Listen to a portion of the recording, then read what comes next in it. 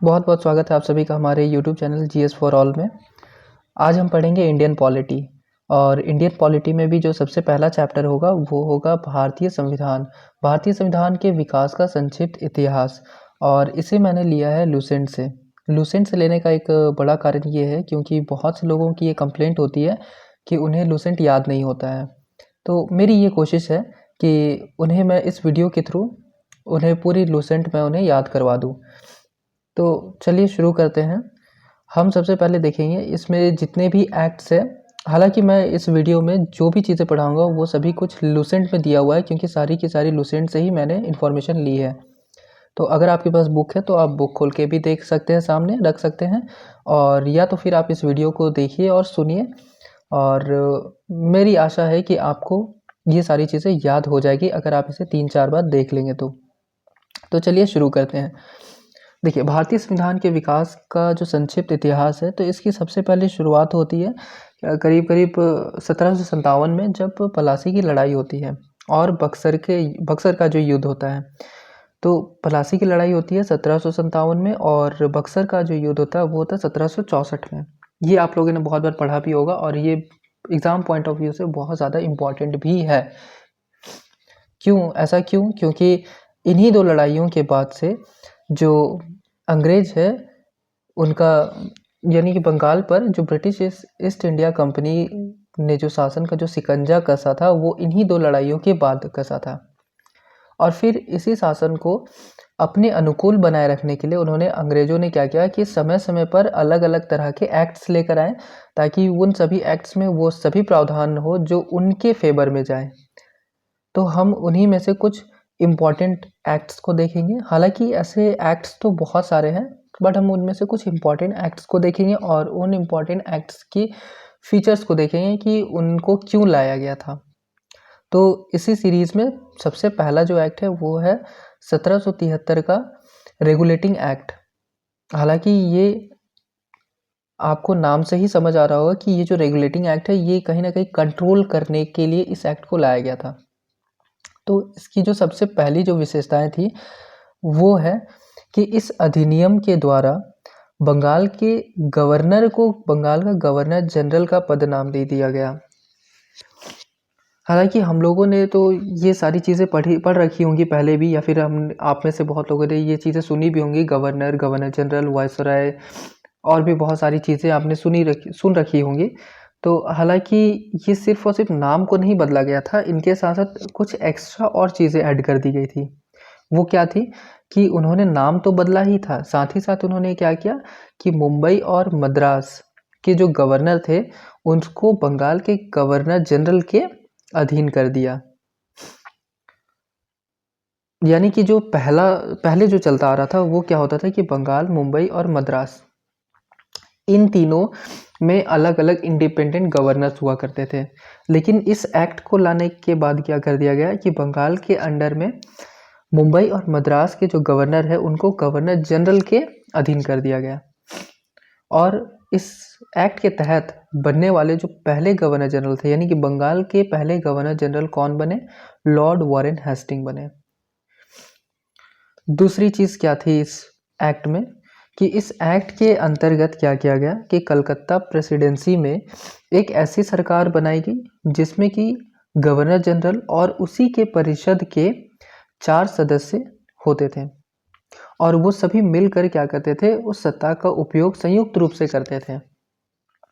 तीसरी चीज़ इस अधिनियम के अंतर्गत क्या किया गया कि कलकत्ता में 1774 में, यानी 1774 में एक उच्चतम न्यायालय की स्थापना की गई और जिसमें मुख्य न्यायाधीश और 3 अन्य न्यायाधीश थे।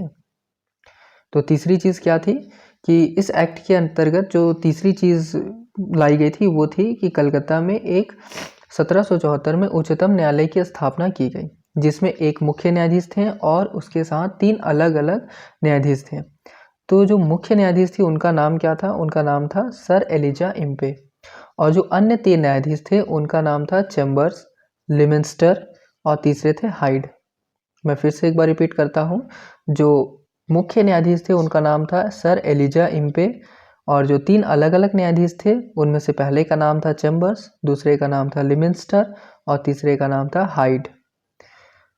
अब इस एक्ट में हमने 3 चीज़ें पढ़ ली, चौथी चीज़ें क्या थी देखते हैं।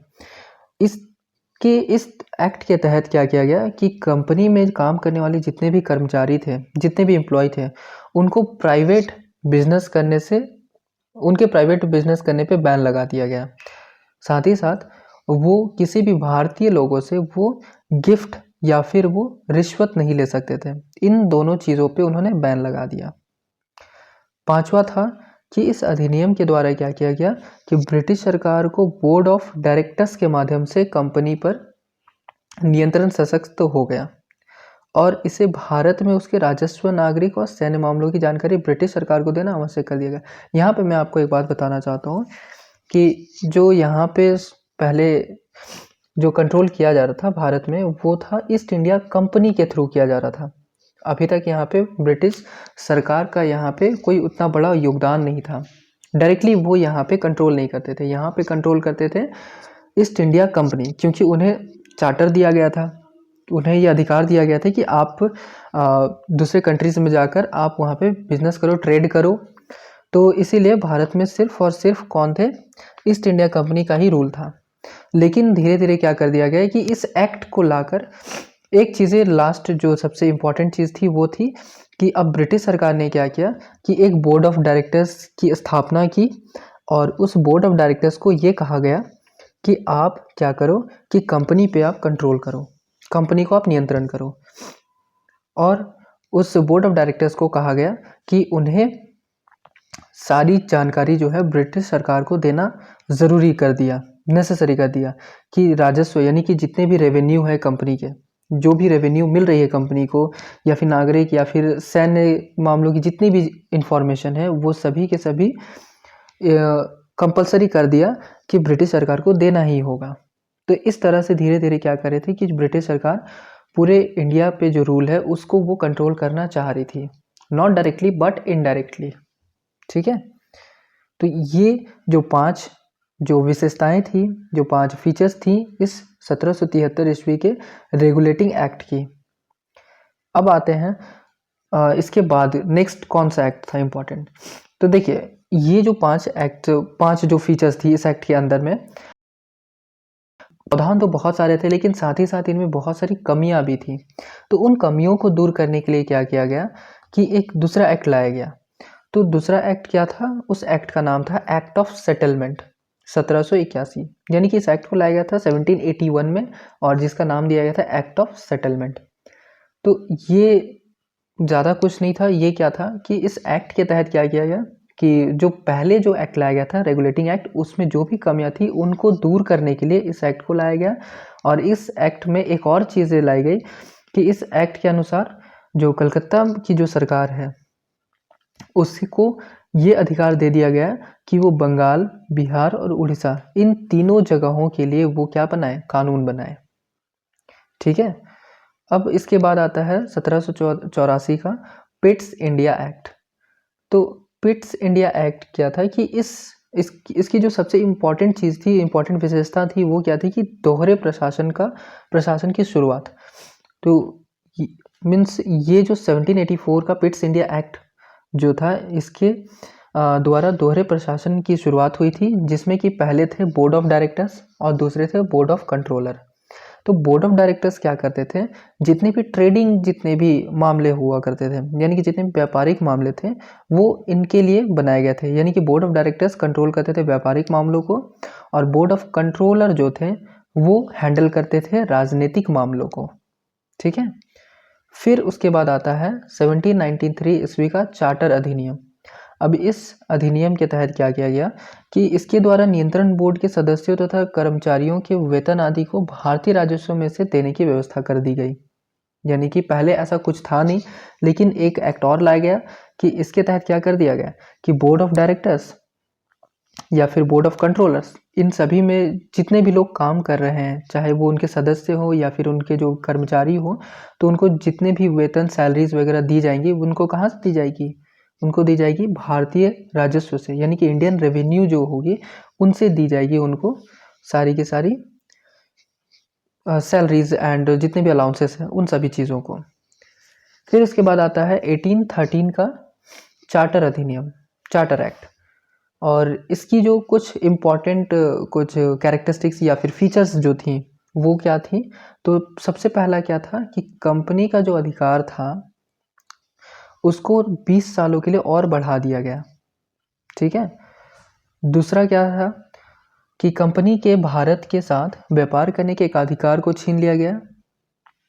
यानी कि कंपनी के भारत के साथ, यानी कि कंपनी और भारत सिर्फ इन दोनों के बीच में ही जिसे मोनोपोली हम लोग कहते हैं, तो उस अधिकार को छीन लिया गया इस चार्टर अधिनियम के तहत। लेकिन चीन के साथ व्यापार और जितने भी ईस्टर्न कंट्रीज थे उनके साथ जो चाय का जो ट्रेड हुआ करता था उसको 20 सालों तक के लिए उसको बढ़ा दिया गया। साथ ही साथ तीसरी जो थी वो थी कि कुछ सीमाओं के अधीन सभी ब्रिटिश नागरिकों के लिए भारत के साथ व्यापार खोल दिया गया। यानी कि कुछ जगहों को छोड़कर बाकी सभी जितने भी कंट्रीज हैं वो क्या कर सकते थे, यानी कि जो ब्रिटिश जैसे कि कुछ बाउंड्रीज हैं, यानी कि कुछ सीमाएं हैं जिनके अधीन सभी ब्रिटिश नागरिक जो हैं वो क्या कर सकते हैं, भारत में आकर वो व्यापार कर सकते थे। चौथा जो पॉइंट था वो था कि 1813 से पहले जितने भी क्रिश्चियन प्रिस्ट हुआ करते थे, यानी कि जो पादरी हुआ करते थे, वो भारत में आ नहीं सकते थे। लेकिन 1813 के अधिनियम के द्वारा उनको ये सुविधा दे दी गई कि वो भारत में आ सके। ठीक है। तो आज हमने जो ये पांचों एक्ट्स पढ़े थे इनको एक बार मैं फिर से रिवाइज करवा देता हूँ। तो सबसे पहला जो हमने पढ़ा वो था 1773 का रेगुलेटिंग एक्ट। दूसरा था 1781 का एक्ट ऑफ सेटलमेंट। फिर उसके बाद 1784 का पिट्स इंडिया एक्ट। फिर उसके बाद आता है 1793 का चार्टर एक्ट। फिर उसके बाद हमने लास्ट पढ़ा 1813 का चार्टर अधिनियम। तो ये जो 5 एक्ट्स आज हमने पढ़े इनको आप बार बार देखिए, बार बार सुनिए, तो आपको ये सभी के सभी जितने भी विशेषताएं हैं इन सभी एक्ट्स के वो आपको याद हो जाएंगे।